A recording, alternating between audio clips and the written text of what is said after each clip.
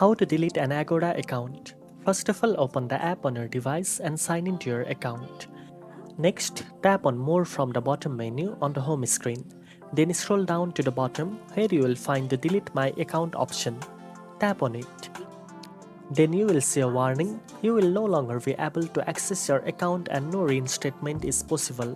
Unused reward points, refunds, or Agoda cash will be permanently forfeited, and the deleted account may impair or limit any future customer services.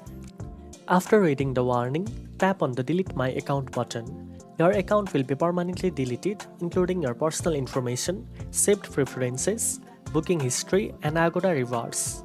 Keep in mind that any active bookings should be cancelled or completed before deleting your account, as you will lose access to them. Deleting your account helps protect your privacy and ensures your personal data is removed from Agoda's system. If you ever decide to use Agoda again, you will need to create a new account.